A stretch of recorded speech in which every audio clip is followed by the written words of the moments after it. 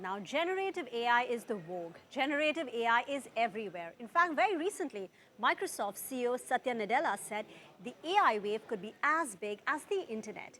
So we thought it would be constructive to find out what global and Indian IT companies are doing when it comes to generative AI.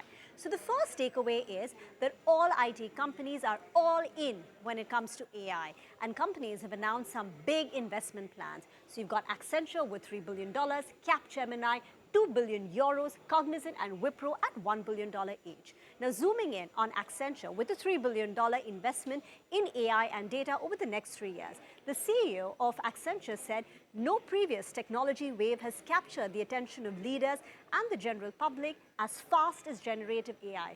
We're now embarking on an age of AI, and companies will need to reinvent how they operate with AI at the core. And it's also early. Think of it as cloud over a decade ago. In fact, Accenture is the only IT company which has said that they've already generated sales worth $100 million by selling generative AI, and they're doubling down on their workforce by training workforce to make sure that they can give the right prompts and commands. Now moving on to Capgemini, this is the French IT services giant. They have announced an investment of 2 billion euros, remember, in generative AI.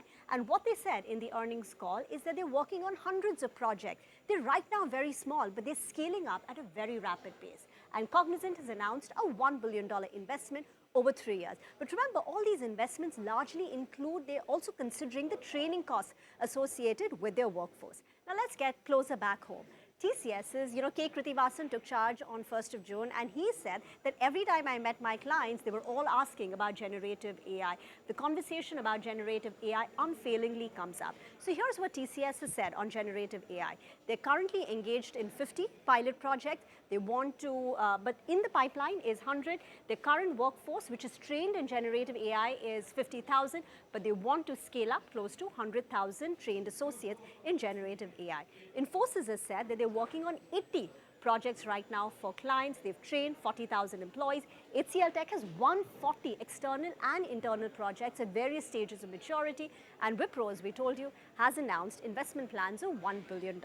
Now, quickly to tell you what kind of pilot projects are working on. The most simplistic use case, which everyone's working on, is making sure your chatbot is more contextualized. Now, every time you use a chatbot, they give you very standard responses. But if you use generative AI, you can get very contextualized information to give precise and accurate responses. So companies are, ensuring that all the chatbots across various industries are, providing those contextualized information, whether it's in MNC banks, in healthcare, going through a lot of data.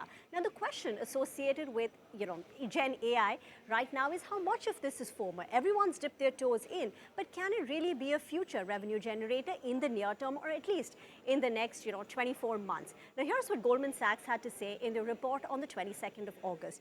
They believe that generative AI can add $50 to $100 billion of incremental revenue to Indian IT by FY25 onwards.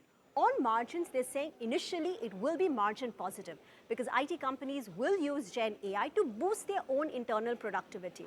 But these benefits will be passed on due to competitive pressures. So eventually, they do not see any margin benefit on account of generative AI.